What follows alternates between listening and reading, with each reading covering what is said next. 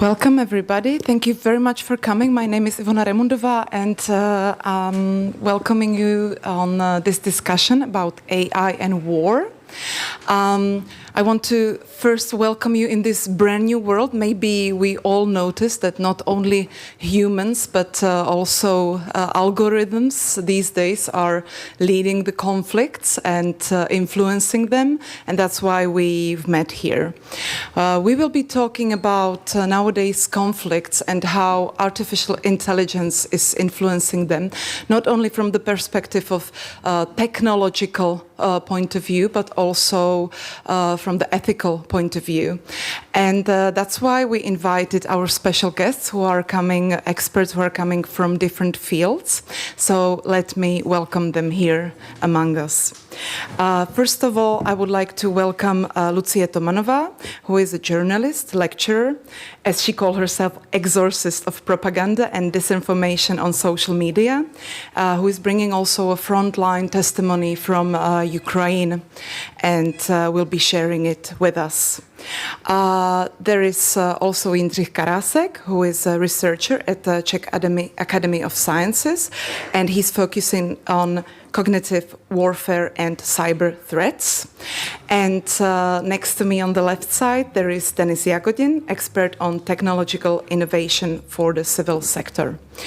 I would like to give all of our guests the space for a speech presentation, and then we will be happy to discuss with you all the questions and comments which will come to your heads. Thank you very much again for coming.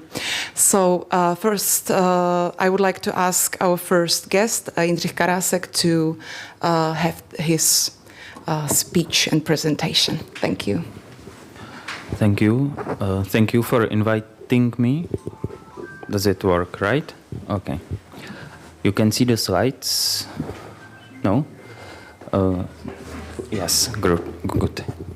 So I would like to share with you some study I did last year, but since it's still current, you can consider it as a view to how PSYOPs is done if you are a nation-state threat actor and you want to gain some influence in a country that you deem as enemy. You can guess who is the nation-state actor and what country is that. So this is the main story of my presentation is that mind is the battlefield, because we should all keep that in mind, that there is war, there are multiple wars in the world, but always the mind is the main battlefield, and as long as we do not give up in here, then there is a hope. I hope, at least. Right. So the big picture is that there is something called hybrid warfare. I'm pretty certain you all heard about it. The subspecies of it is cognitive warfare. That is something that I will mention here, but only from the point of view where it intersects with information warfare and cyber warfare. Since I'm cyber threat researcher, this is my spot, and this is this tiny piece of the graph is the only space where I'm comfortable to give judgments and analysis. If you want to ask some political questions or something that has broader context, I would ask you to ask my other speakers, not me, because I'm the cyber guy here. So let's move on. There is something that is called UX dark patterns, and you can notice it in promotions, in advertisements, in human behavior as well. And this is important because if you are able to detect these dark patterns, then it means that you are somehow resilient to manipulation and psychological operations. So I would like to dare you to practice a lot, because this is like one of the survival skills that you will need in the 21st century to maintain your well-being and information security in general. All my slides are built in a way that I will share it with you after the talk, so there is way more information that I have time to go through. So just look at the pictures, read some small parts, but be worried that you will get the slides afterwards if you will like. So I would just say here that recognition of dark patterns is crucial, and you should practice a lot, and I will show you how they look like soon. My case study is built on the 3+1 stories that are being used by the nation state actor, and these stories are, you can see them on social network. So first of them is that famous person got to trouble while revealing an investment opportunity to public. These are those investment scams with Babiš, Kazma, Petr Pavel, and all the famous people. Sometimes it's even with Kraus, Mareš. I bet you've seen it all. And there is all underlining technical infrastructure that connects all these scams to one source, and that's why I call it as one story. Second, let's start different. You buy into this scam, you trust that some famous person gave you advice for the investment, and you lose a lot of money.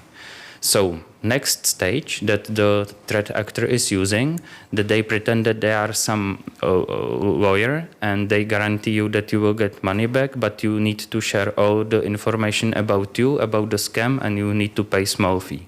Of course, this is yet another scam, but they dare to go further, and they then pretend that they are police or BIS, and they are here to help. They gather information to have a huge process. They just ask you to give them small fee and all your documents.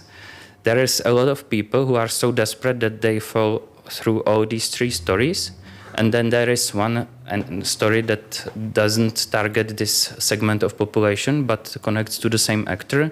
And it's quite recent, and it's mostly on Facebook, and it's some person. They often use stolen profiles, and it says, I work in Amazon or Alza or any other big grocery store. I have a huge discount as an employee, so just fill in this form and I will send you the link how you can claim the discount. Of course, this is yet another scam, and you shouldn't do it. Why? Because behind all these stories, there is a huge scheme that is, in fact, the influence operation. It has several stages. At first stage, it's based on paid ads promotion, so there is some entity behind that spends a lot of money to get these ads to you. They target, with various versions of these stories, they target various segments of the population, but still the scope in this stage is very wide, so that they can affect almost all of us. And so they use these paid promotions that have links on something that's called doppelganger media pages, like fake Novinky or fake Seznam and so on. And it's promoted by the sock puppet account, sometimes stolen accounts with byte likes and fake comments. Well, comments are real, but done by fake profiles. And as you start click on it, the algorithm feeds you more and more. And our subconsciousness work in a way that the more you see it, the more you are susceptible to believe that it's true. So sooner or later, some of the people will fall for this trap and click on it and follow through the scam and lose a lot of money. I was in touch with police some time ago, and it's valid for last year, and they confirmed that just in last year, the scammer was able to extract 23 million Czech crowns, and those are just the cases they know about. So this audience, in certain stage where they believe that they will get the money back or that they invested well and they are waiting for their profits, they are happy about it, and of course they share that with their close relatives, friends, so this spreads like a disease. And this is how it looks like. Those are screenshots from content that was generated with the help of AI, and it's all deep fakes, fake news, and this is how it looks like in those ads. Is there anyone who didn't see at least one of those stories on social media?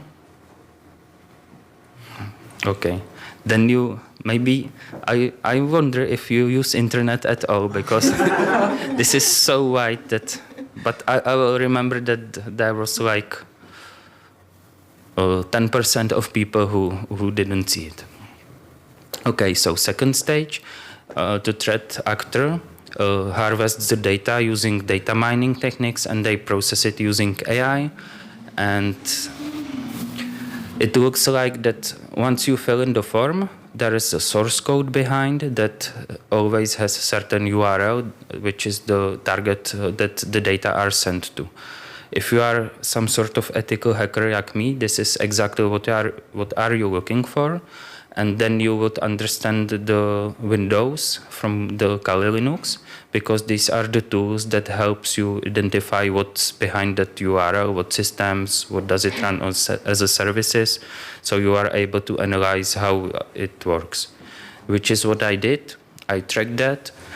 I have discovered a huge infrastructure, this Battlestar, or this graph that you can see is actually the malicious infrastructure operated by Russians. This is the data science farm of the servers that were connected to each other because they didn't want to lose data. So if one node fails, then there are 5 others. And they were all harvesting our data to this point.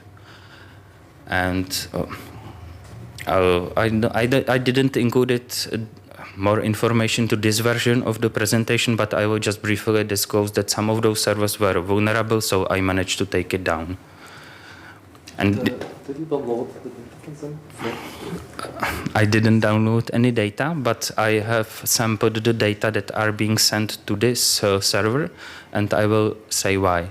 So since most of these scams are based on Facebook, they are able to collect all of your data from Facebook, which is relationship status, employer, job title, all the stuff you can see on the slide, including the URLs that you clicked on. And all these information together can serve something that is called social mapping, because it helps them to map relationships between you and your friends, and they can imagine what kind of class you belong to, what's your income, what are your interests, which is very precious data. If you want to influence target population, then you need to have all of this. And they got quite a lot. Yeah, and since this is about AI, here we are. So this kind of data can be the best processed with use of AI, and these are the techniques that are used. I use these techniques as well, and so does the threat actor. So they use sentiment analysis. I use it for hate speech detection, but they use it to determine what do you like, what do you hate, so that they can manipulate you through emotions. Named entity is important technique as well, named entity recognition, because it helps them to understand who are you, what are your likes, and what, again, similar to sentiment, and parts of the speech as well, because it helps you all together. This forms something called linguistic features, and it helps them understand who are you in your mind, what kind of nature you are, and something similar that is ocean characteristic collected by Cambridge Analytica. And topic modeling is also important technique, because it allows you to grab a big portion of text and process it using AI, so that you know what are the topics that are mentioned in the text. I will need to move forward faster, sorry. So once the threat actor gathers all this information, and they also stole your money, which makes it perfect crime, because they get the information and the operation pays for itself, because now it's operated by the scammers who are related to the nation state actor, like GRU, but they are not members of the GRU. They are just gang people who would beat others, but now since we have internet, they are able to work online, so they do these scams, but they send these data to the nation state. In case there is someone from law enforcement and you would want to detect this kind of behavior in more automated and standardized way, this matrix would help you, but I will not lose much time with that. But if you will download the slides, check it, because it's important so you can recognize it. Yeah, and so how do you know that you succeeded doing PsyOps, basically? You measure the shifts and size of something that's called overton window and its shift. And this overton window is concept from political science, because it describes the range of the ideas that are acceptable in public. Like imagine some weeks ago we wouldn't believe that US president would be able to do such things, but now we are like, oh, what did he do again, and what's for dinner, and it doesn't surprise us that much. This is the exact consequence of shifting the Overton window, and this is how you measure the success of influence operation at targeted population. And if you are the threat actor, you can do it by counting the smileys and the reactions in your posts, because this fits quite well. Okay, I have some more slides about it, but I will not take much time. So I included something to explain what's narrative. Have you seen the Dune? Yeah, so you all know that they spread the idea that he's the Messiah before they even arrived to the planet, so the population of Fremen likes them. So this is exactly the narrative, and this says all. There's more.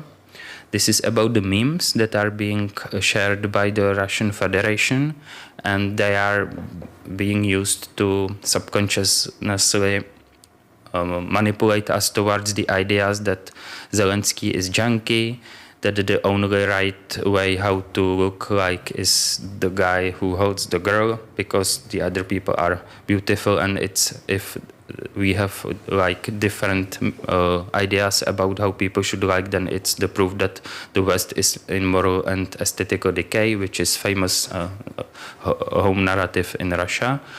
And then there is also that umbrella that protects us from Nazis, US, European Union, NATO, and LGBT, which are, I guess, the worst of them all. Yeah, there's something about meme. I will just go through. I really dare you to read the slides at home when you have some time, and I have added all the descriptions to the phenomena that you should know and be aware of. This is an example of how manipulative the content is, and in this case, they pay attention to use authority and reciprocity, because if famous person gets in trouble just to tell you something, then you consider it more important than if it's just somewhere in the news. Yeah. Okay.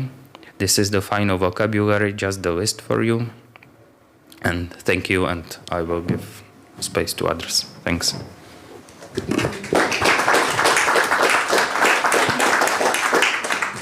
Thank you very much. Now I would like to give a word to Lucia for her part of speech.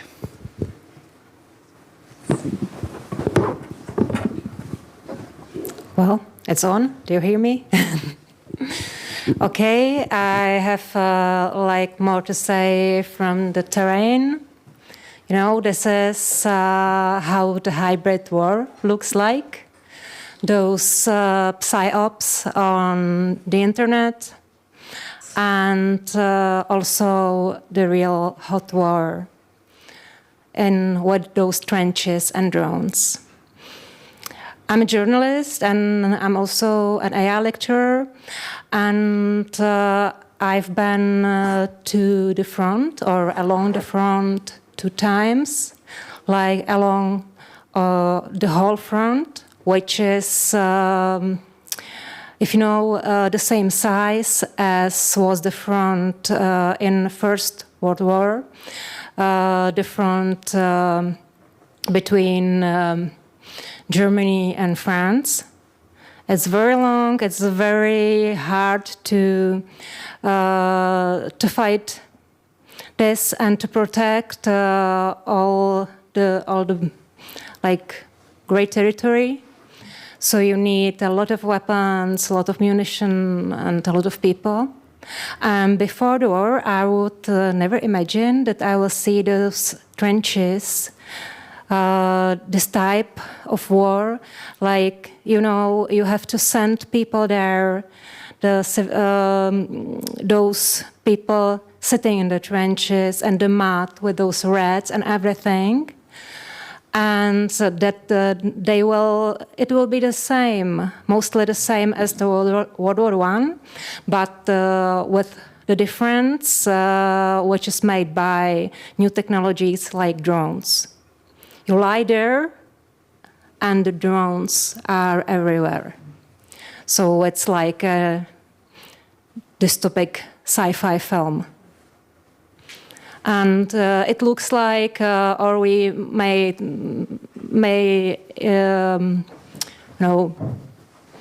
think that war could be like, pure, everything remote, but it's not true.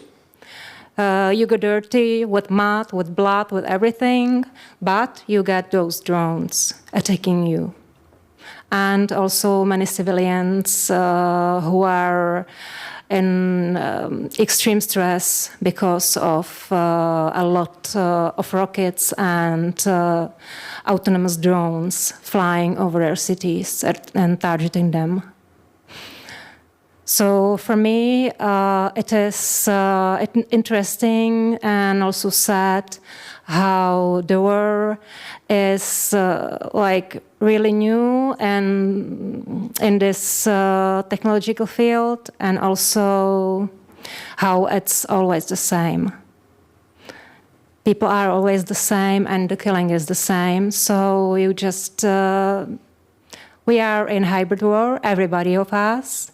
We are just not on the front, but we are in the war, and we should know this, accept it as a fact. And I hope for us to be, to stay in Europe, to be part of Europe, and to notice that we all have to do something, and to, work on our resilience as a state and as society, and also as personally.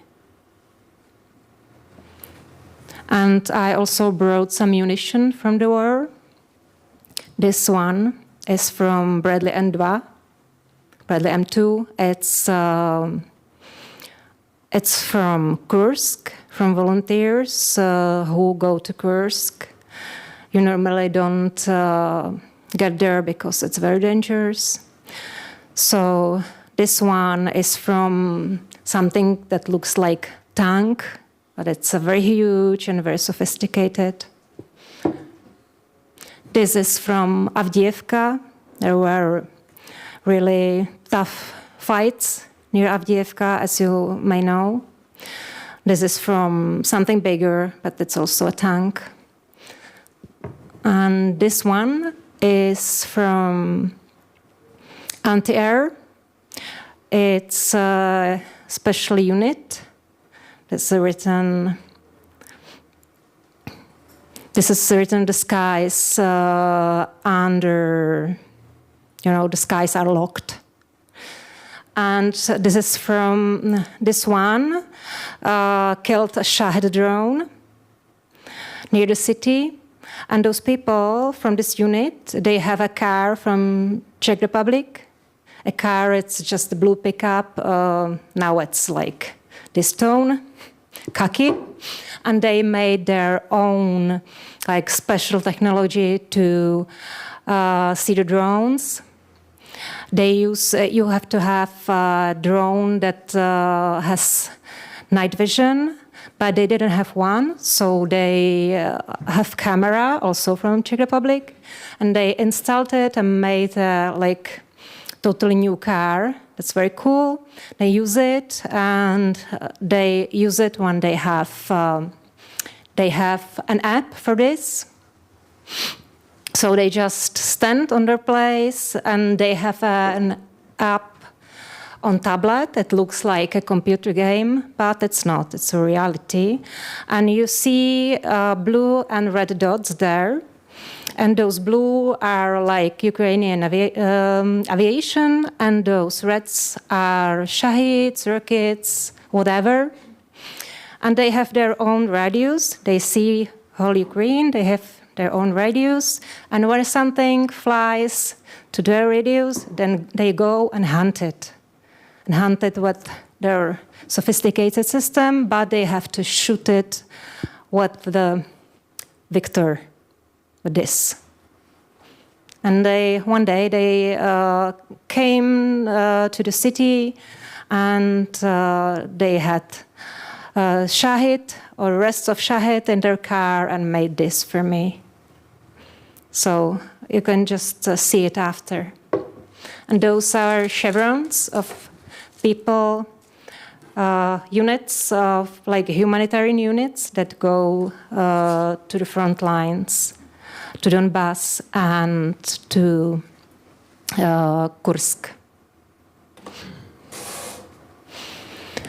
So now I'm collecting stories of the people of Ukraine, and I'd like to write a book about hybrid war and about the people who live their lives in such wartime.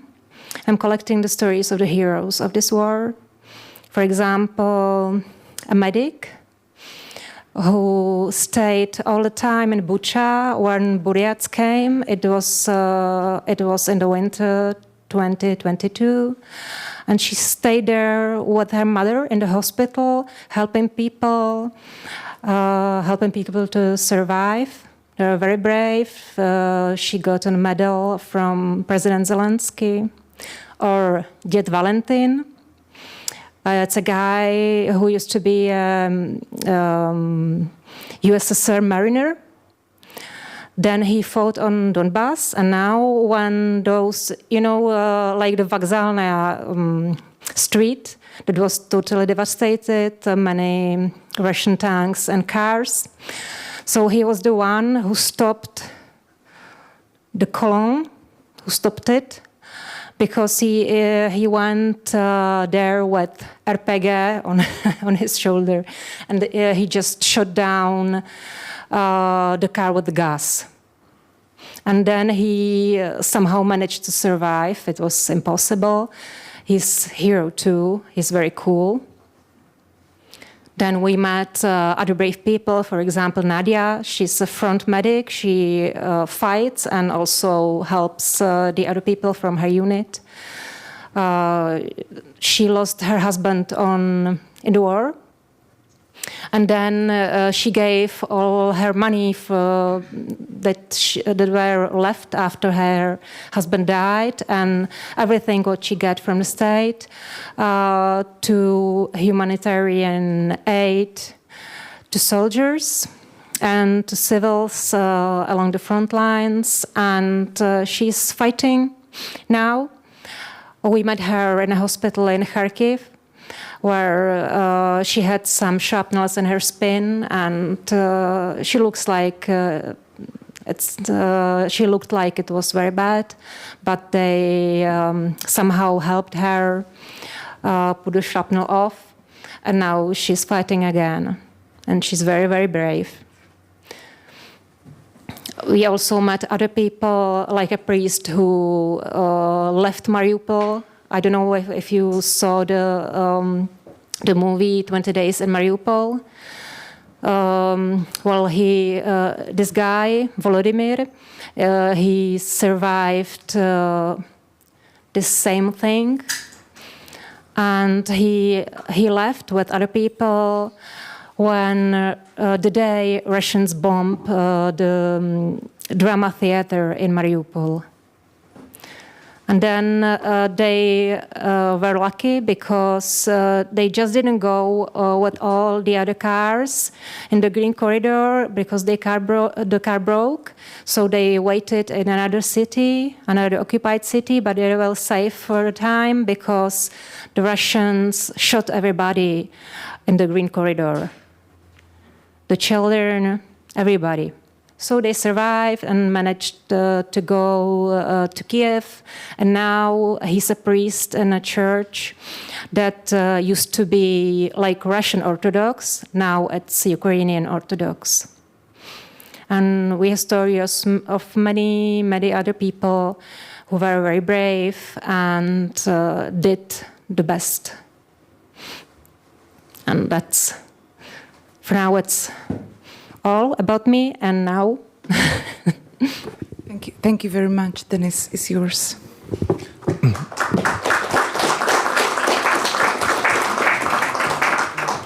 Hi, everyone. So I'm the reason we are talking English today. Sorry for this.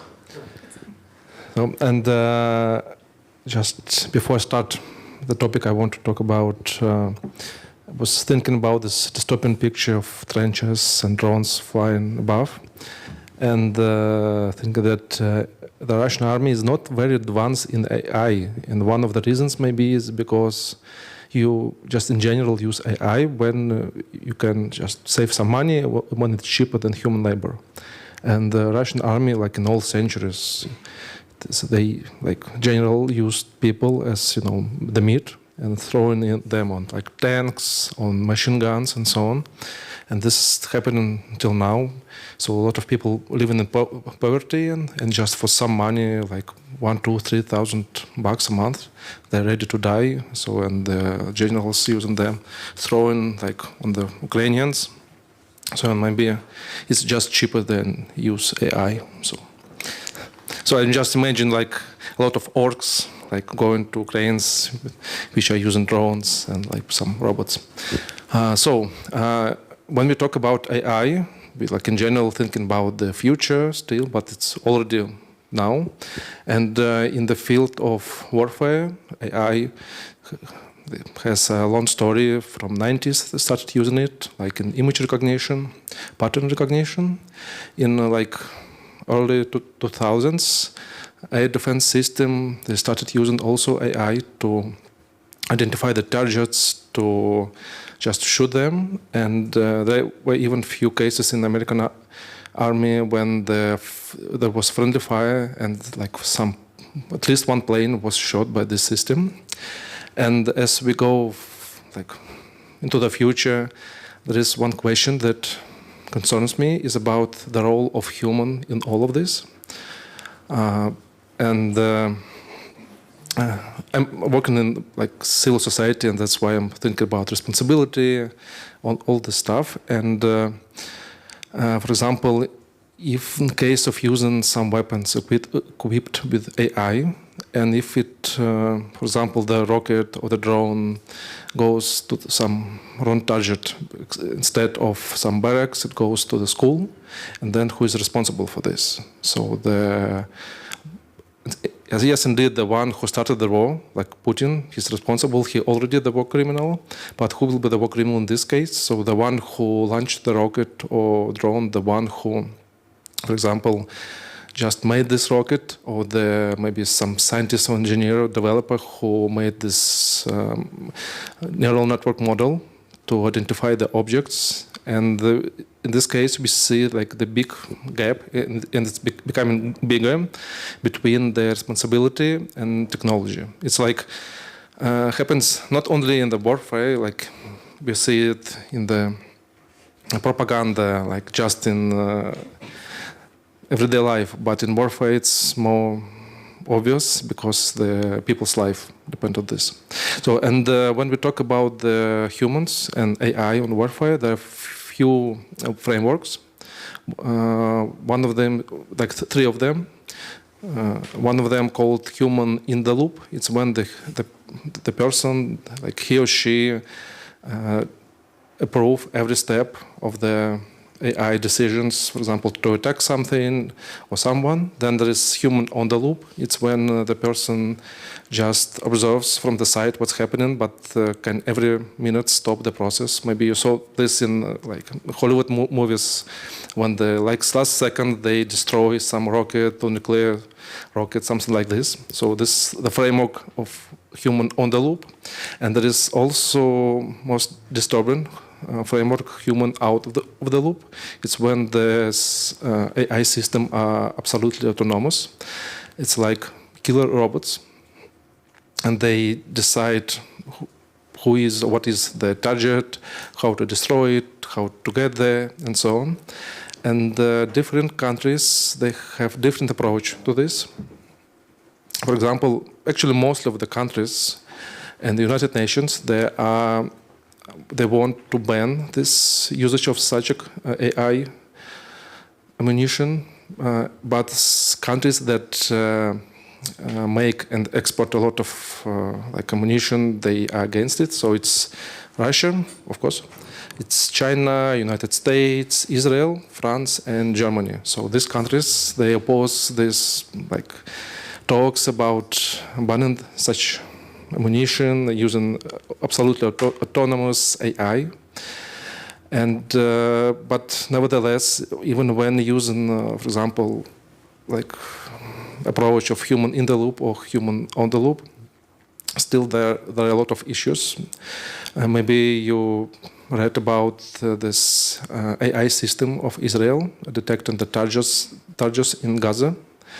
There are two of them. One of them is called Gospel, and another one Lavender.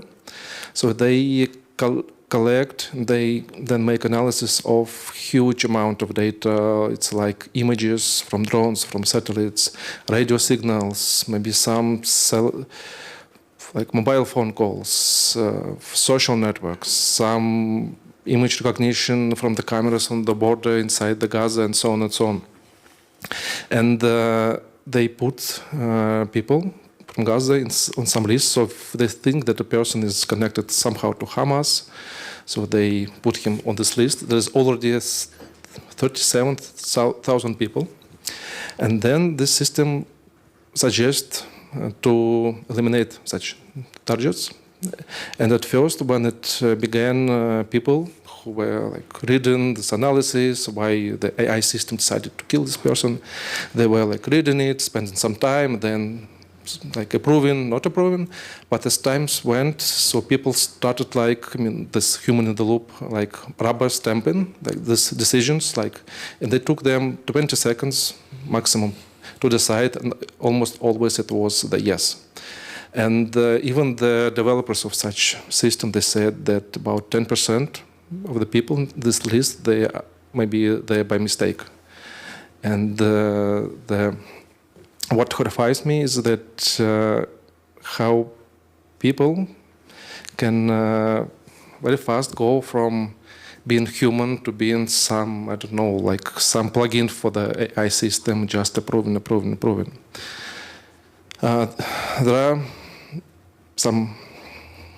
There are some exceptions in this semi-autonomous or like autonomous systems. It's air defense, anti-missile, airplane systems, because when the missiles go, if there's a lot of them, and like when Russia shoots missiles to Ukraine and drones, or again missiles going to Israel, no one can decide and find all the targets and decide which one to destroy in which order and so on. So these systems are mostly always automatic, and maybe there is only one exception in this case. So when it's about defense, so governments, they let these developers be mostly automatic. And also one exclusion is that, as I know, no one government, not even Russia, China, USA, no one wants AI to decide what to do with the nuclear weapon. So, for example, there's possible mistake if they decide that, for example, Kremlin, they launched missiles to Washington, and it's mistake, but AI can decide, like, also launch missiles, and then we have, like, nuclear winter in a couple of hours. So there's some cases when people and generals and governments still thinking about us. Thank for them. So that's what I want to talk about, the future and the role of people in the future wars. Thank you very much. Thank you.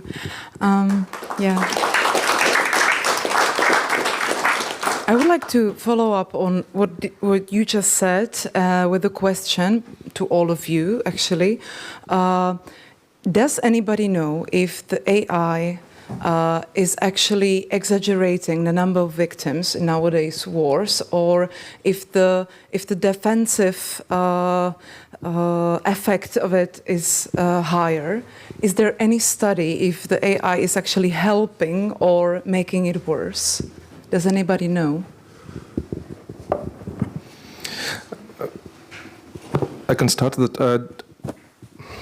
I didn't know the studies about that compare this, like defending and like aggressive approaches, but there are a lot of studies about that using AI when you, like on the one, not in defense way, it always multiplies not only like the losses of the soldiers but also casualties.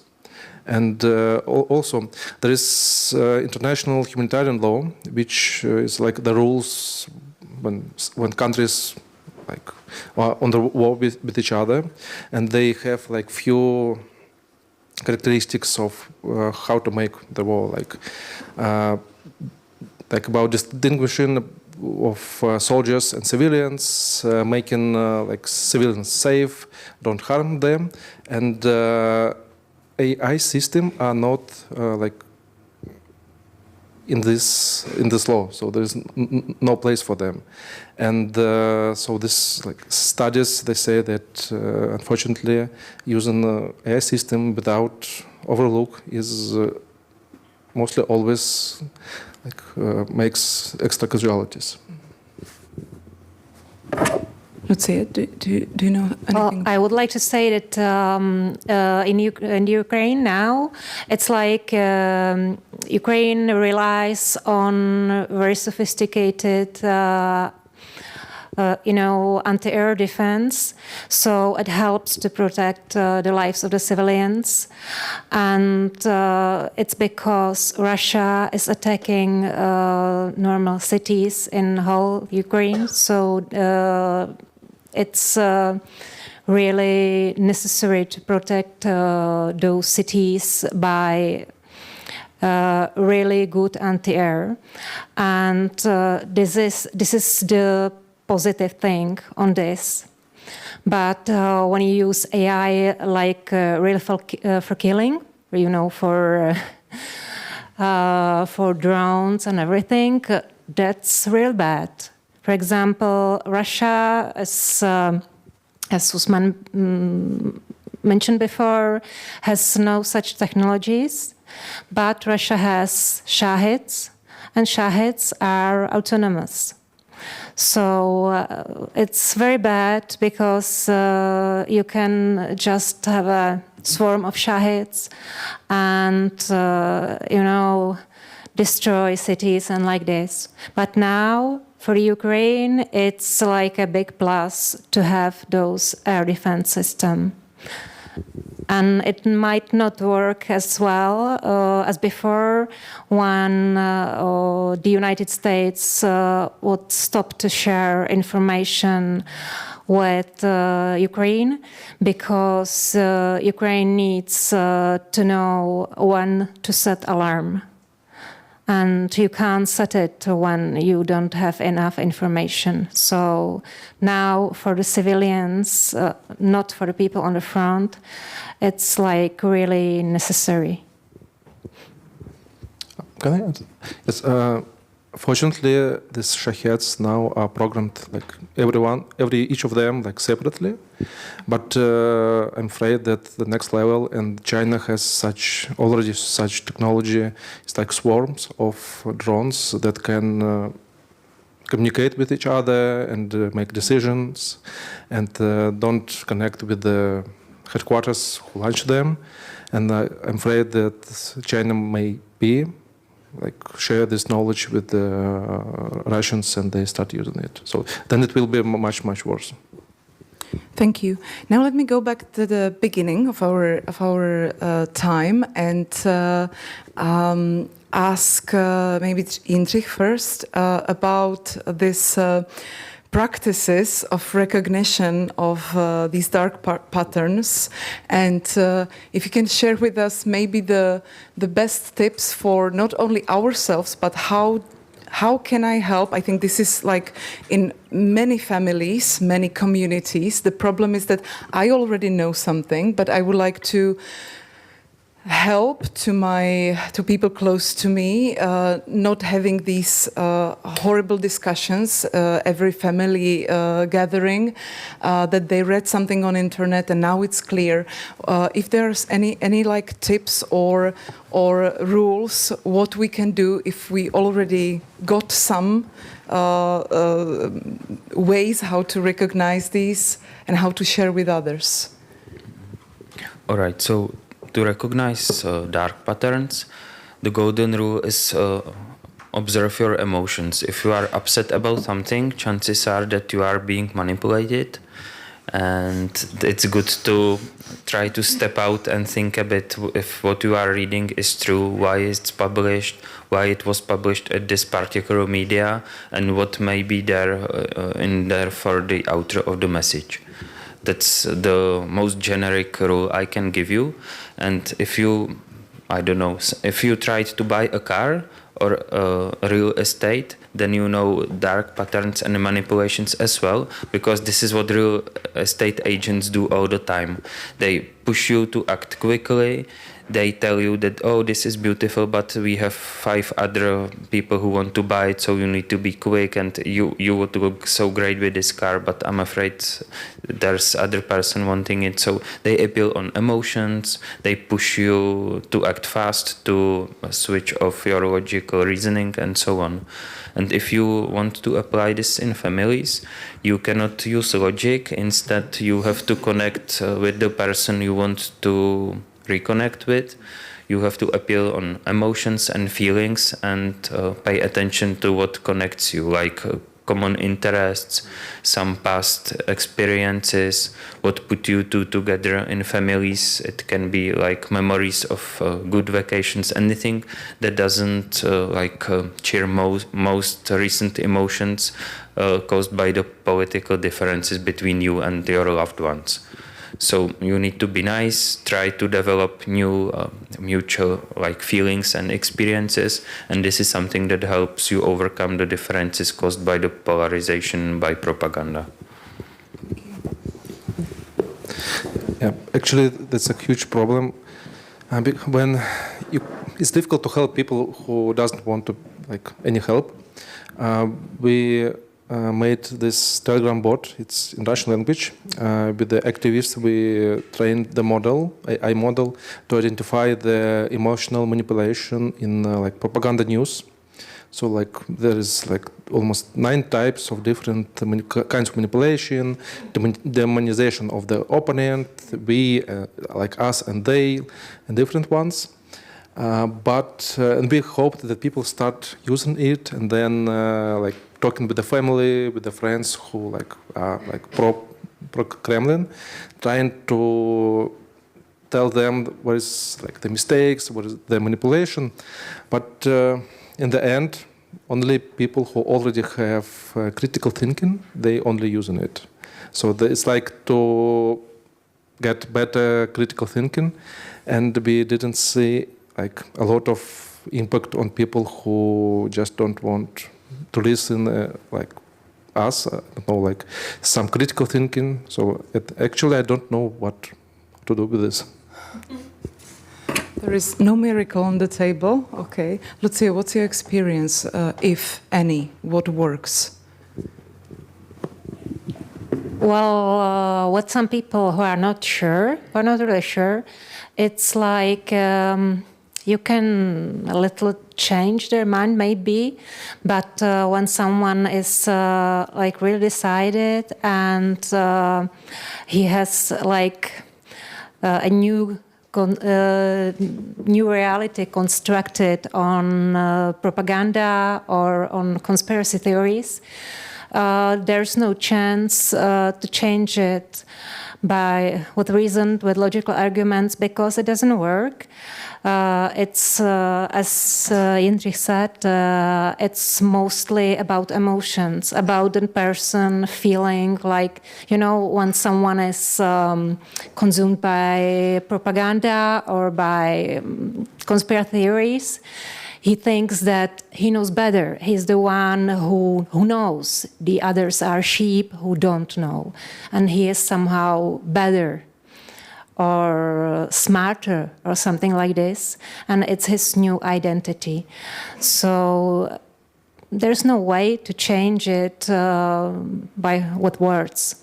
It's just some of those people may in some phase find out that the reality is different and have some, auto-reflection, comment that it was not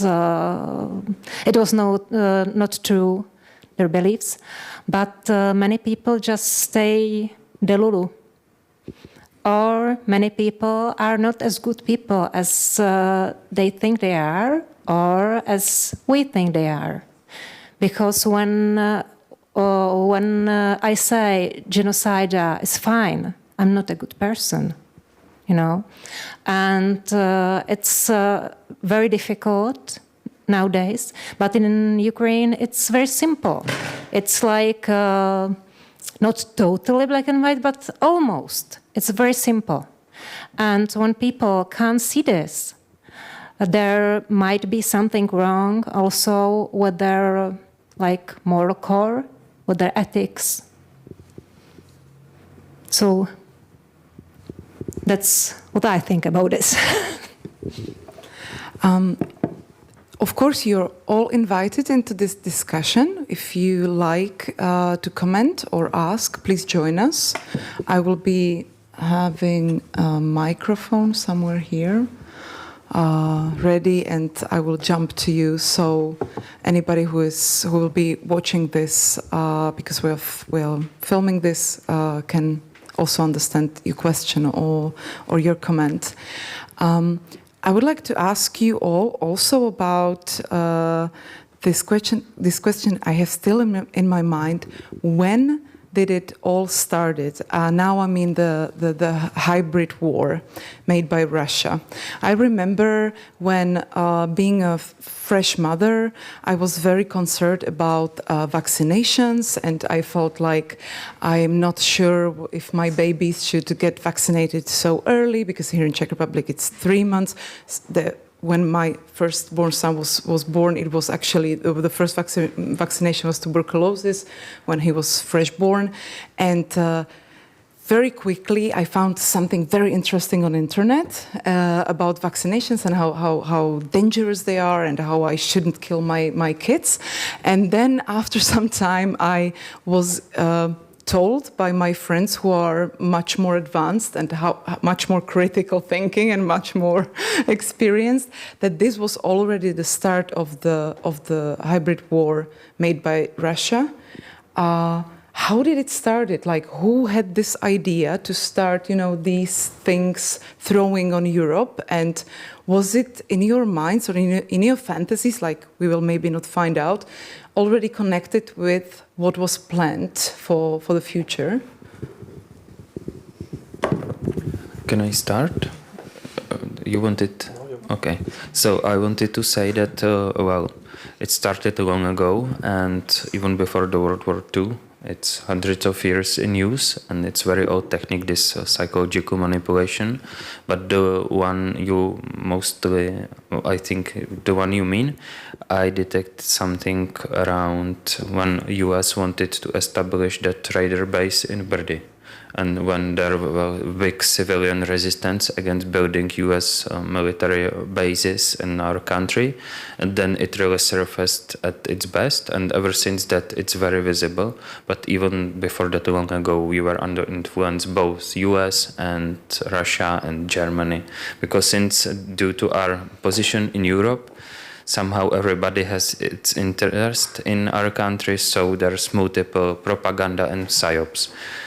I'm against Russia, so I analyze Russian propaganda the most, but I also admit that US has big interest in here as well. Mostly, I think it's the military, this complex. Israeli have their interest as well because they want to sell us weapons and software, and they do. Iran has their interest here as well, so we are under different operations, psychological operations, and you cannot say when it started.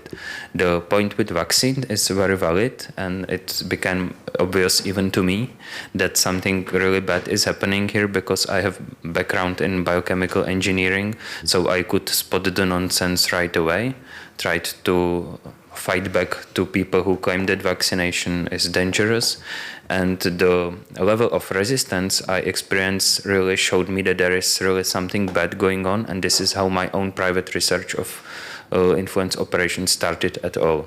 Before that, I was just hunting hackers, and But when I saw this adversary and I saw how big it is, how important it is to research it, and that nobody did it really from the cyber security point of view, that's how I started.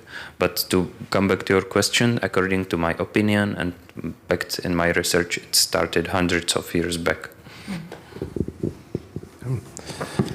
I can say definitely that in 2014, like when this, actually the war in Ukraine started, the Russians, they became very good at the hybrid war.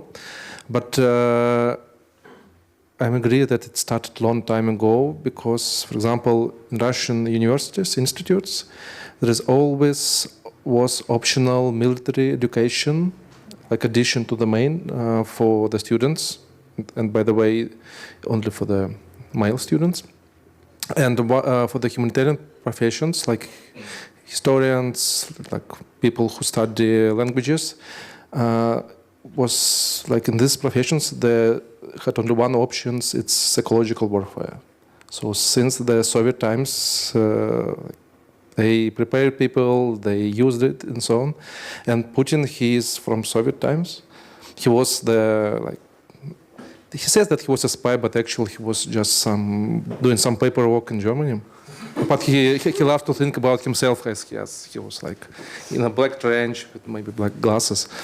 So and he tries to still use all this old tech, so in a modern way. And maybe the person who actually started to work a lot about hybrid wars was the person from the administration of President Vladislav Surkov. He thought about himself. He's still alive, maybe thinking that he was very, very smart and very, knows everyone and how to move figures on the desk and so on. So maybe he started it, and then, in 2014, it was in a big way.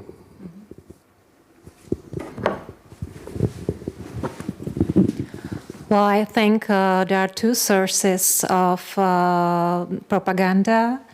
One is from Russia, because in Russia or is in Soviet Soyuz, it was like the first at the first time the propaganda was very positive. And it was telling stories about Soviet Union being the heaven on earth and like this. But then after World War II, everybody realized that it's not true and that they have to use something else because everybody realized that it's not heaven, it's Mordor. So then the secret services in Russia discussed how to do it in another way, and they came with a plan to, somehow destroy the Western society or the Western countries from inside. You give money to all the extremists, ultra-leftists, ultra-rights, everybody, and you somehow tell people that their lives are miserable, that they can trust anybody, and misinformation, it's not something, it's not lie, it's just an information that is misleading, put in another context, and like this. And so we had about 25 narratives here from the annexion of Crimea in Czech Republic, about 25. It was about bad West, about filthy West, about immigrants, and about traditional family and traditions in Russia, that Russia is the traditional world, the world that is right. and like this. And in the same time, there was something bad beginning in America, and it was QAnon. Like, I don't know if you remember those first parts of QAnon. It was based on, I don't know, reptilians and all those flat earthers and conspiracy theories mixed together. And it was used by Bannon, a man behind Trump's campaign. It was used to help to destroy reality, to hack people's minds, and to help Trump to be a president. So it's connected with the Cambridge Analytica cause and with everything that helped Trump helped Trump for his presidency in 2016. And it's going on, and it's still going on. So in our country now, we are under Russian propaganda now, under MAGA propaganda, maybe also under propaganda of the circles around Elon Musk and the tech bros. As you may know, they are long-termists and they like dark enlightenment, and they use social networks to bring this everywhere, bring these topics in groups that could be radicalized easily. So, and also the toxic masculinity that is connected with those people like, Andrew Tate and like this. This is connected to Musk's theory of how world works. So there's a lot of narratives, and also, as Sindrik told us, we are under the eyes of Israel and others, because they need us as, money laundry, communication hub. There's a lot of Russian money in Prague, in Czech Republic. And it's a safe place for them all to meet, to connect, to have fun. Well, I think we don't want this, do we? I mean, yes, it's good that there's no Chinese and Iranian propaganda here, because we also working with the Central Asia, so it's Chinese propaganda, Iranian propaganda, Russian propaganda. All of them have different narratives, have different interests, and people just don't know what to believe. So there's even no place for MAGA now, because they can't get there. It's too much. I mean, the question in my mind is, where are the good guys or good women? Where are some, who are those fighting all these? Are those governments of democratic countries in Europe, or is this a network of NGOs? Who is against all this evil? And how big, if we can say, is this power? If it's really if it's even fightable, if you make a list of all these influences, sounds a little scary list. Me? Okay, people like civil society fighting this, researchers, maybe some institutions, but there are attempts to collect them all together. So Europe trying to make this, European Union to make this, but the money spent by Russia on propaganda is much bigger on different scale. It's about, I don't remember now, but maybe $3-4 billion or euros a year. It's Russia today, different money to different political parties, different events, and so on and so on. And Europe just can't spend so much money. And also we are working with activists in Romania and Moldova, and there is elections in Romania, and in Moldova also soon will be elections. And if you open TikTok in these countries, 80% of political content is like far right like conspiracy theories like this, and we were trying to talk to the like people, good people, but maybe you should also start using TikTok to promote like good narratives, like democratic narratives. They said no, we don't have money for this, we don't want to be like them, and so on. And so the reason is that TikTok is full of like far right content because good people just don't want to fight it. Yeah, but this is a really important question. Why they are so powerful? Okay, like financed so well, but what's happening that, from your point of view, that European Union doesn't see the need to finance the fight back so well? Because it's really in some countries, and Czech Republic is not an exception. It looks like the existence of European Union itself is in danger because of all this.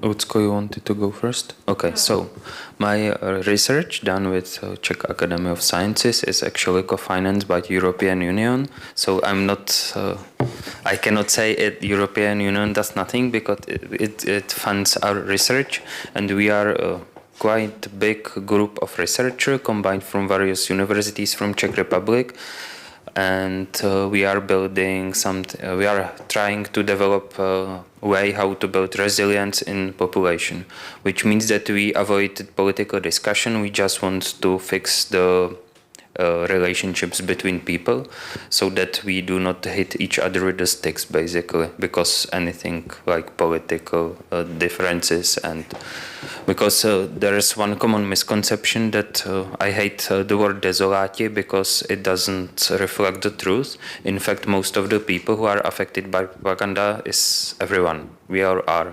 Some notice better, some don't. And if you are more prone to believe the more extreme narratives, then it means that you have some challenges in your family, you are challenged socially, like you cannot participate in the society, you have troubles with your loved ones, with jobs, you may have some big debts that are crushing you, because in Czech Republic we have a great system that when you do something stupid as a kid, then your debts are growing, and as a young adult it's really difficult to fight back and start normal way of life, which moves you forward to more extreme narratives, and it's easier to become far-right extremist or far-left thanks to these things. So first of all, European Union does something. They do it on national level. They try to do it internationally. But in Czech Republic, I hope it's okay if I say it, I would say big thanks sarcastically to Mr. Pojar, who knows about this problem for years. I personally have been invited him to workshops where I shared the knowledge how to detect these things and how to use AI to develop some counter narratives and how to put people together. But they always claim that this is not a concern and this is not important enough. So in Czech Republic in particular, there was not a big interest to fight this back. But on other countries, there are some advances. For instance, in Germany, they are currently having big effort to detect far right and far left, and connection between these two, because if you see connection between far right and far left groups, then you always find money that flows from Russia, which is good like evidence for spies to get evicted or organizations to get banned. So this is how they do it in Germany. In France it's a bit different because they have big struggles with immigrants in Germany as well, but in France it got really nasty because the immigrants are radicalized by mostly Iran, and they become really violent, which harasses the white population, if I dare to say it. So even people who are more tolerant to the incomers, now they hate them and they want them to go away, which creates big political tension, which makes it difficult to organize, like Macron did the great thing, taking the initiative to talk to Trump back and tell him that you are not saying the truth. We all saw it in the news. But they are being controlled by Iran to to focus more on their domestic problems. So France does try to face disinformation, but they do not care about Russia, or they did not care about Russia that much. They care more about Africa and Iran and religious extremists. Spain, they have nice weather. They do not think it concerns them that much. That's true. I can cite people who said it, but it's not how it looks like in reality, because they have these separatist movements in Catalonia, and if you research well, then you find again traces to Russia. So they try to develop some ways how to defend as well, but I think they do it really bad way, because they do it in a way that they try to prosecute the activists, no matter the cost. So instead of solving the problem, they create more and more radicalized people in those separatist religion, and it doesn't help. And I could go for a long time. So I just want to conclude that nations of European Union noticing, but they have their own domestic challenges which blocks European Union to act as one body. On the contrary, NATO recognized cognitive warfare as fifth, I think, domain for warfare, and they have some policies, but they just it.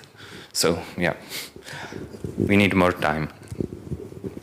I wanted to add that propaganda actually is a lie, very big lie, and it's very difficult to confront the big lie with the truth, because like the lie is always sweet, tasty, it's so comforting, and the truth is so boring, it's so, and the reality not always is good, so to look at it. And I don't know, maybe one of the ways is to make these people more equip them with more media literacy. So as my colleague told before, just so people understand, when someone tells that Zelensky is a junkie, so it's just ridiculous. No, but a lot of people believe it, and while fact checkers, they're starting to prove that it's not true. So another big lie was Zelensky selling the American weapon on the side. So, and everyone forgot about that he's junk, and fact checkers start proving another lie, and so on. So on. It's like cat and mouse, but this lie is more maybe comforting for the people than truth. Yeah, and I think it's very important to teach children and young people how to recognize, propaganda, manipulation, and to tell them. Can I just finish it? Okay, and to tell them how social networks work, because on social networks, it's important, or what has the priority on social networks is strong emotions. So it's fear, disgust, or love, or hate, or things like this, or something like really new, surprising. So things that would never get enough attention normally can thrive on social networks because they are just crazy, stupid, or disgusting, or funny.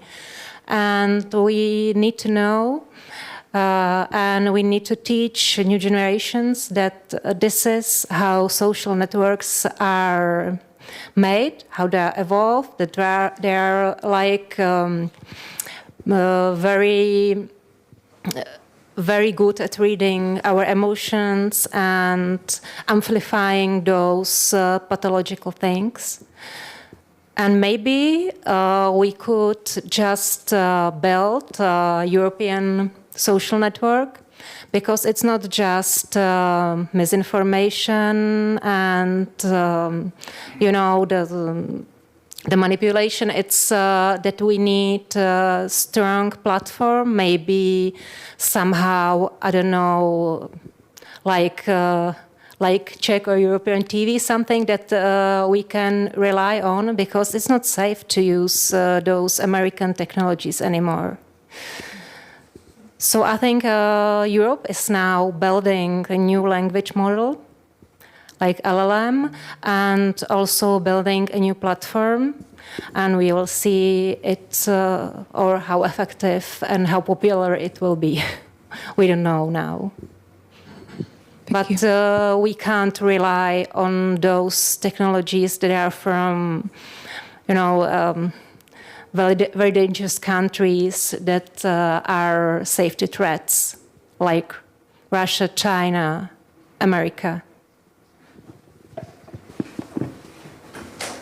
So you already partially answered my question, but once you mentioned the money, I wanted to ask from the beginning, actually. So the European Commission recently approved 800 billion euros for rearming Europe. And our biggest trading partner, Germany, recently broke their debt brake and approved some 500 billion euros to rearm. So how do you think that these huge amounts of money can be used efficiently for improving cyber resilience and information resilience? What would you do with it? If you were the presidents of this money. I believe Lucka just said it. It's worth it to build social network that has auditable algorithms that are not just used to monetize our attention, but to inform us, and that it's possible to inspect why is certain segment of audience seeing certain content. It's also important to include the strong identity concept to the social network, which you, I think, mentioned as well. That, but I know that you mean to, so I will just say. So we know each other, so that's how I know. There is a great telepathy. Yeah. Be careful, people. I read minds. Stay connected. Yeah. So well, I just a small thing. Meta allows you to create account if you have a cell phone number which you can buy for a few bucks for quite a couple of minutes, and that's the only source of verification of identity, which is wrong, because then you can create swarms of bots and fake identities. You can steal profiles, but this new European social network is about to build a strong identity concept that is supposed to beat this thing and only allow you to use something strong identity provider like bank identity or your national ID. And if you lose your account, there should be mechanism to bring the account back. If you lose your account now, I have a whole separate talk for this, for the long winter nights, because it's terrible and Meta will not help you. But the concept in this new European-wide social network is that they should be able to retrieve your identity and so on, which is the most important part. And this is actually what I believe Lucka wanted to say that we should do with the money, right? Yeah. Not just buy weapons, but okay, thank you.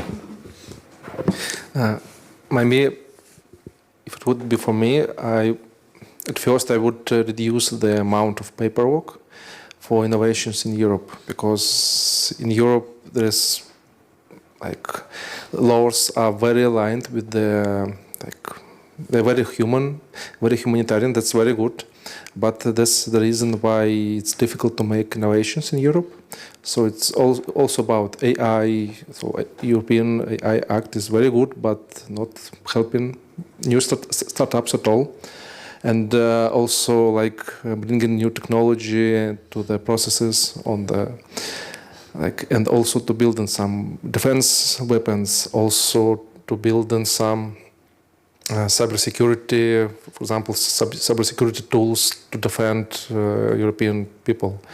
So maybe at first to make this huge amount of paperwork less and let just people innovate and start something to do. And maybe then it will take less money and less time. I also wanted to say, now in Czech, jestli tady někdo, kdo chce položit otázku v češtině, není to problém, rádi přeložíme. Just saying that if a question will be in Czech, will be translated. So, takže někdo z vás, any of you, some more questions, comments? No? I've got some few more.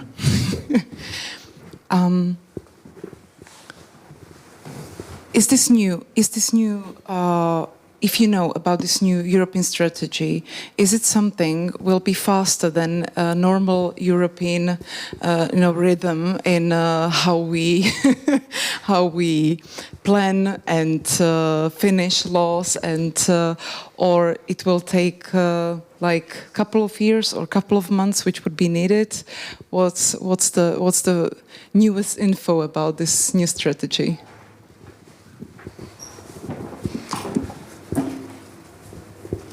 So, actually, in Europe, there's a lot of innovative ways and tools, and also it's for example, in Europe, there's in process of making the sixth,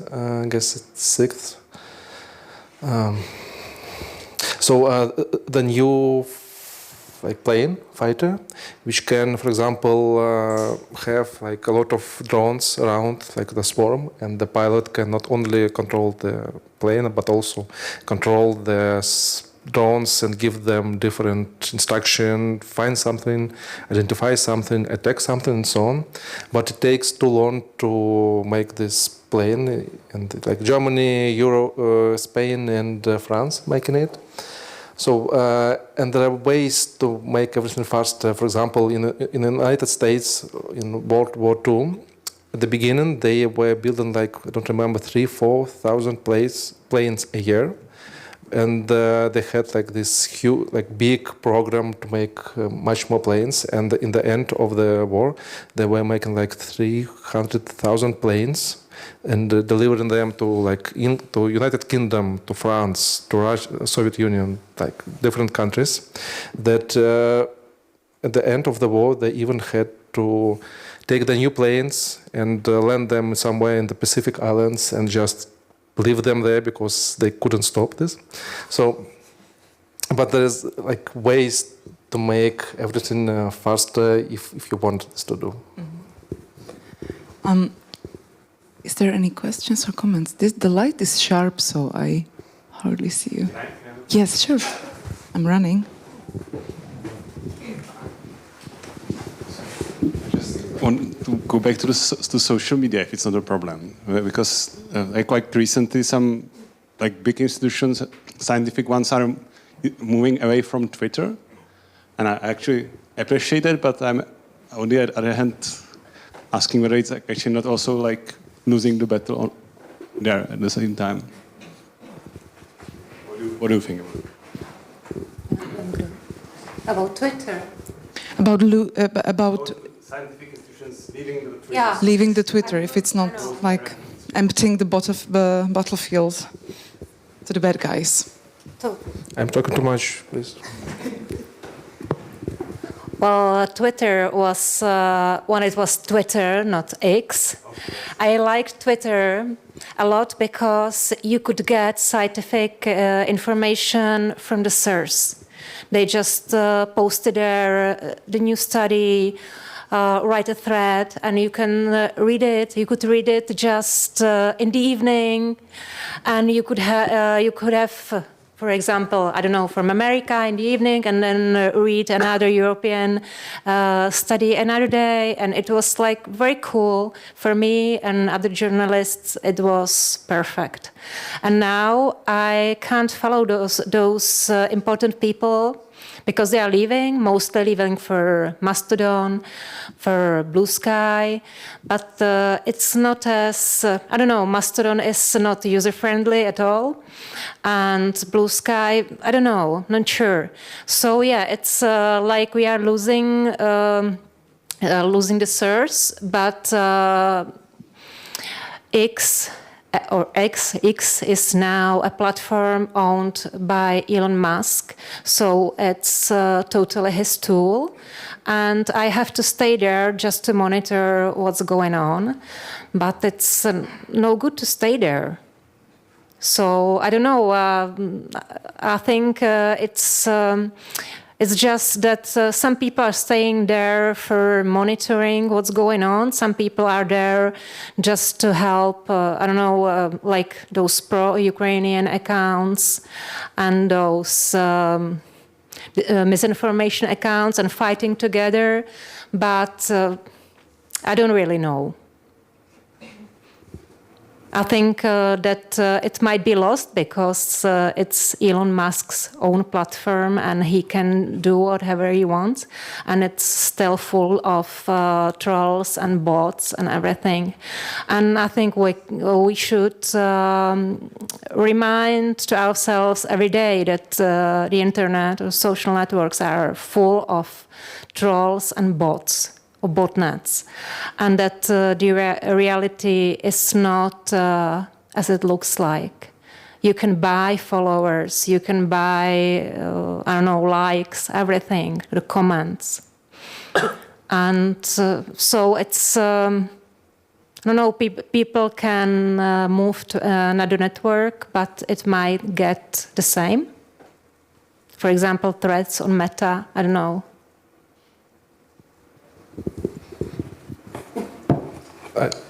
Dennis, what do you think? You wanted to comment on this? Yes, I see the question, but I'll answer it. So I would like to ask whether... Can you please wait for the microphone?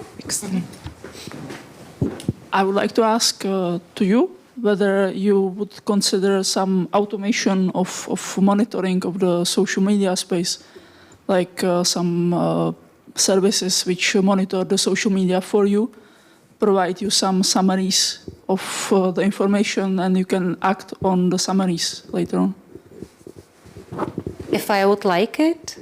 If you consider using them. Well, I can make some tools myself. But yeah, I would use them, but I would have to be sure that the monitoring is well done. Because when someone serves me a propaganda monitoring and it somehow influence, when it's not reliable, it's not a tool for me, for my job. But yeah. I wanted to ask you a question, and I kind of think that I almost know the answer, but I still ask it. I have all of you. I have 3 children in age 14, 13, and 10, and me and my husband, we kept them free from smartphones till the age of 12, which we are very, very proud of. But then it was not possible anymore, and now we just see how connected they are to the smartphones, and all of their friends in the school who really lived with that from, I don't know, sometimes 3 years old, 5 years old of age, how different it is for them than for us, who still were born into the world without these technologies.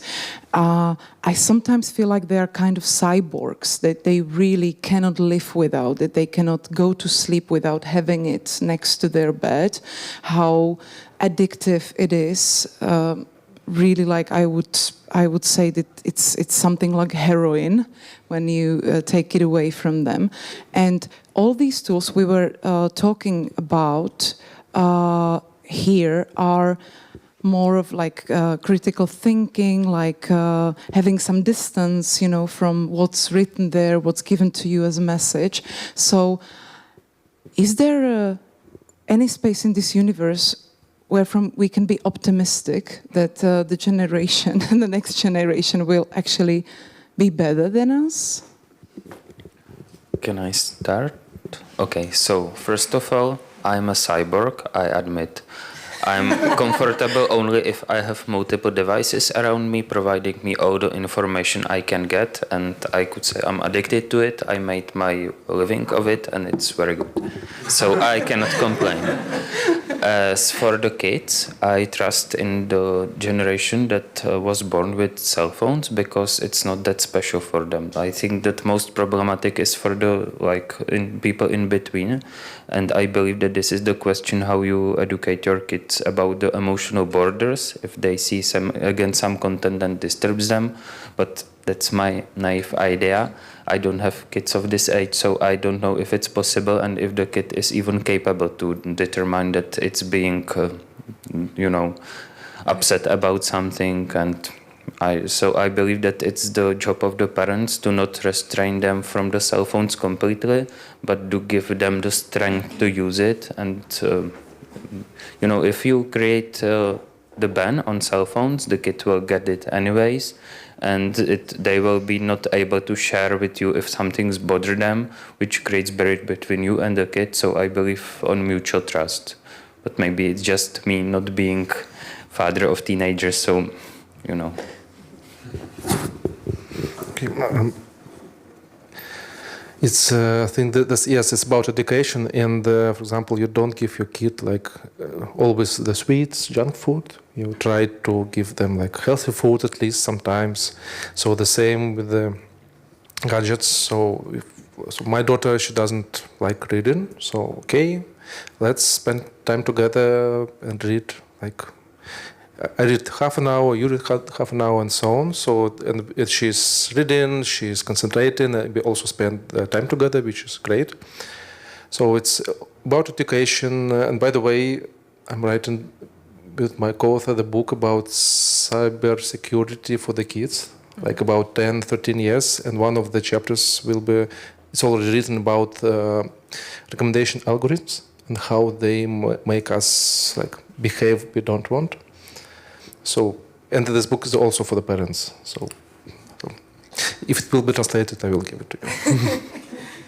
So, and yes, just talk to them, make them interested in something else. So, and just make them busy and just leave some time to spend with the gadgets, because our parents are not all the parents, but in general are not so good with the computers as we are, because we grow with them. So, and we don't know what the future will be and which gadgets will be, and maybe the evolution prepares our kids for something in the future, and they will be more convenient. It will be easy for them to use some technology in the future, because now they spend a lot of time with the gadgets. We don't know.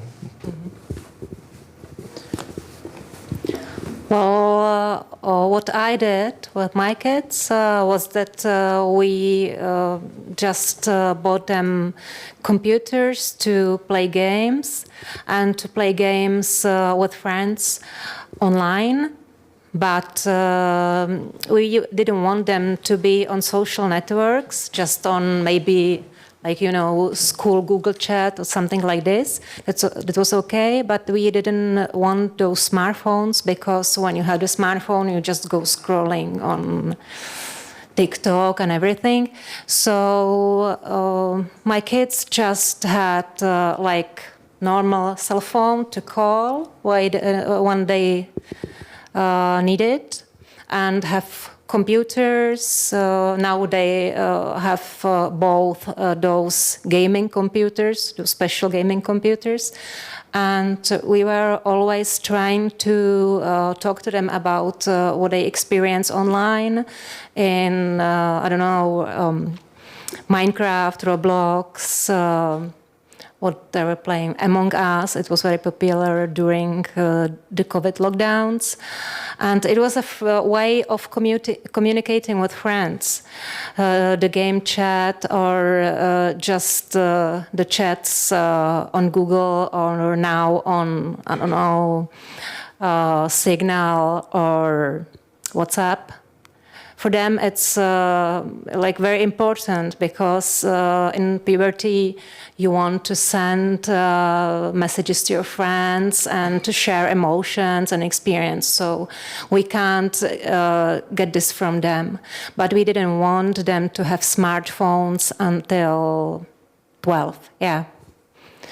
Because they just didn't need it. They were in contact with their friends and playing games, and and later playing on servers.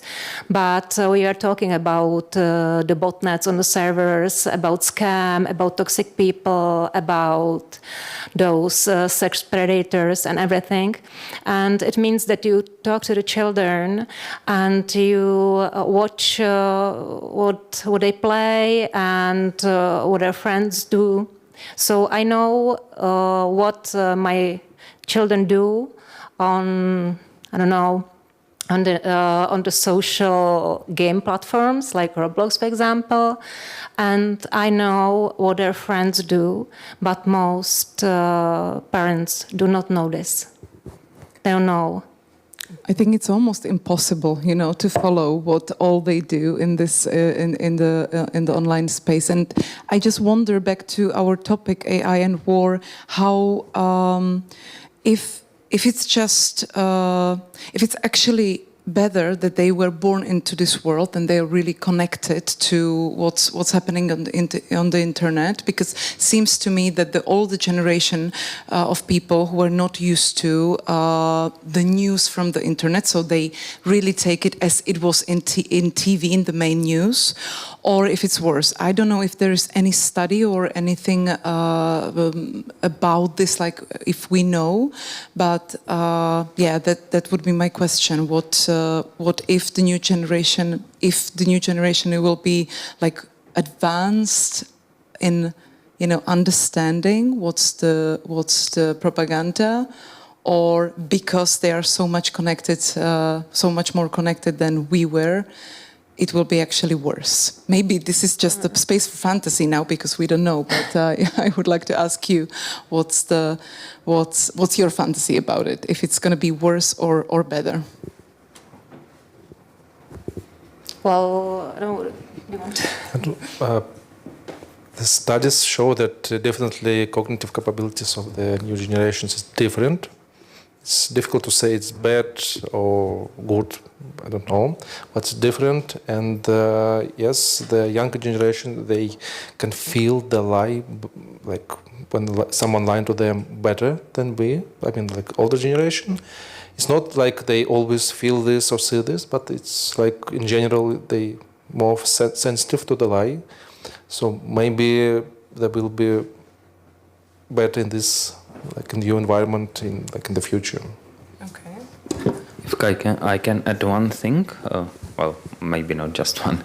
So my bigger concern is actually the older generation, because they do not know how to filter information that gets to them, in emails and in alternative media, and they are used to trust everything that's on TV because it has to be true, and this is the problem. The kids, the young ones, according to studies that I use as base of my research, they are much more resilient to deepfakes because they know how it gets done. They are able to create it, so they are used to not believe everything they know, and they are having great critical thinking, with one exception, and it's if they do not have strong identity. Typically, if you are a teenager, then and you feel you do not belong that well, or if you are a girl and you do not look like the most beautiful girl from the class, then they tend to be very sensitive to any manipulative content that attacks true identity. But they do not tend to believe hoax that much. And that's why I like a project, it's Ellen AI. It's done by Mr. Romportel, if I say it correctly, who tries to address exactly these things. And I don't know if he has any immediate results, but I know that he's part of the research group and he's working with National Health Institution notes. I don't know how to translate it in English, sorry. So they are working together to build this resilience up for teenagers to address this issue, because this is the big problem, and it's according to studies and common observation part why certain group of teenagers are becoming depressive and suicidal. Yeah. Let's talk about, we've got the last 15 minutes, is still ready for any comments and questions. Please raise your hand if you have some. And let's talk about the future a bit, okay? Dennis is smiling, so... No, I just remembered one story, if I can tell it, about kids and gadgets. A few years ago, I don't know, maybe also in Czech Republic, there was in many countries the epidemic of, how do you call it, lices, small bugs in the hair, Mm-hmm. Lice, yeah. And it was, and why this happens? Because kids in the school, so when someone was playing the phone and others were without the phone, so they were all watching what he's doing and head to head. so on, and they just jumped from one another, and they, like for a couple of years it was like a real epidemic in some countries. So it's unexpected consequences of gadgets and so on. So if we tell about the future in a way of AI and warfare, or in what? Yeah. I wanted to ask you about the. Let's go back to our main topic, AI and war. What's the future? And maybe so some of you, I cannot say now, but let's try this game, okay? The most horrific future in your fantasy and the most positive. Like, what's the edge of the scale for you? Like, what can go really wrong? And if it goes really okay and well, and we will love AI to stop all the wars, what should happen? Okay, the worst case scenario when all people, humanity will be, I don't know, killed or just erased from the earth. So maybe some kind of nuclear disaster that can be caused by AI, for example. If we, as I told before, is maybe some countries or one even country just gives it away for AI to decide what to do. And maybe the good future if we actually study how to align AI with the humanity and our values.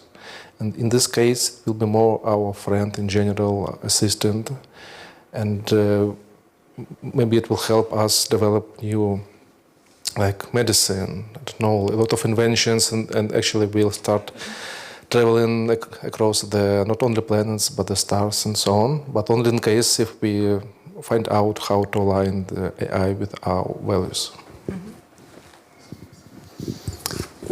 Lucia, your darkest fantasy about AI and war, and your most optimistic?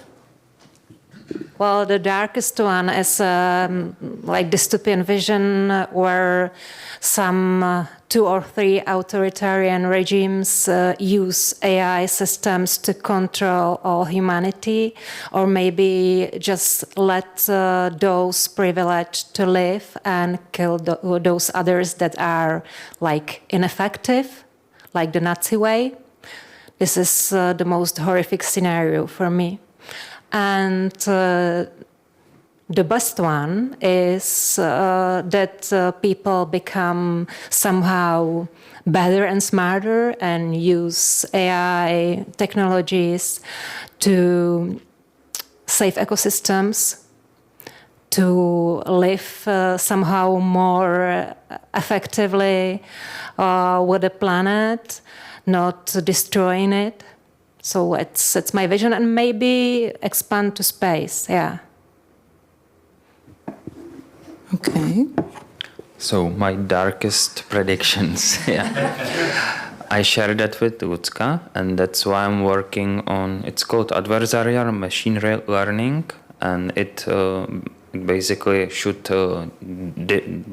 defend you from face recognition, or the application I'm working on is to develop some clothing or blanket that blocks the machines to recognize your face, or in a longer extent that you are human. Because I'm afraid that there will be in some point of time autonomous drones that would be allowed to shoot on certain targets, and they can have mistakes, or we can have very stupid government or very smart enemies that will use it on us. So I want to be able to hide myself and my friends and everybody who wants to do it. I'm doing some experiments already. They are promising. It's already happening. Can we stay friends, please? Yes. I don't know if it's common knowledge or not, but they are testing this in Ukraine, right? They have the blankets that prevents you even from thermal recognition, which is really cool. Some of them have even energy sources, so they can really confuse the automatic recognition. So this is my darkest and the best idea about future I have, that I'm all doing this for nothing and that this will not happen. That's just it. Okay. What's your darkest future prediction? The darkest, that there will be drones going around and shooting people according to some AI program run by anybody who will be in power. Did I understand it well? Yeah. Maybe have you seen this video from some small city in the United States where the Amazon testing the drone delivery, and it is always buzzing sound, and it's so loud that it's uncomfortable for the ears. You can't talk to each other even. So maybe they're not like looking for you, but there is so many drones that it just bzzz all the way. Everyone is crazy, something like this. So if it's not, let me close our discussion with, if there is no comment or question from the audience, let me please ask you the last question, and say it only if it's not secret, if it's not part of some secret actions. What is your plan now for future? What you will be focusing on in within this topic we were talking about? And if it fits with what do you see as the most important thing? Well, instead of preventing killing automatic drones, with the blankets, my actual plans are that I want to contribute to building the resilience, because I have, in general, I have very high hopes with humanity and society, and I believe that this looks really dark, but I'm also aware that this is part of the propaganda and all the psyops that are targeting us. They want us to feel lonely, betrayed, and desperate. So we mustn't give up, and we must have high hopes. So I'm trying to be exactly like that. So I trust that I will succeed in building the resilience, and I'm also working on some other projects like using AI to prevent attacks on clouds, on hijacking LLMs, because more and more companies will use large language models for automation, and I had already some proof of concept with Meta that it can go really wrong, really south. So I'm working on detection of AI-based attacks using AI. So at the end, it's AI against AI, and we will see who wins. Wonderful. It's not about like warfare happening on the ground, but last year we built some simple, small fact-checking bot, and it's quite successful, and people love it. And I have idea. It's very simple, like structure, very simple. But idea is to make the second version of the bot, which is actually the set of the agents. Like one is looking for information, the other one is like checking it, evaluating it, like editor and so on. So the fact checkers would spend not days, but maybe a couple of hours to check some information. So in the end, the person will decide either it's true or not, but this like bot would be the great assistant. And also we have the project, it's supported by European Union of like pilot project of identifying the foreign influence and misinformation, like FIMI it's called, in Turkish Twitter. So, and we're trying to use different AI models, like simple ones, and make this framework to identify when like some countries like Russia, China, Iran trying to promote their own like narratives and identify these bot networks and so on and so on. So maybe this will help. Thank you. Lucia, what's your plan? Well, my plan is not to give up and to continue in my work as a journalist and as a lecturer or so, because I work for AI Dětem, and we are teaching children and teachers how to build resilience, how to know new technologies, how to live with them. So I think it's very important for our country, or also for whole Europe, to have something like this. And I think it's very important to close that big gap between those people who are AI literate and those who are unliterate, who don't understand it. And I think the new generations will live in another world, which will change quickly, and we have to prepare them for changing world. less stable. And that's our job as parents and teachers and everything. And I will also do some research, but I won't tell you now. Thank you very much for coming. Thank you very much for sharing. I hope that hope is winning.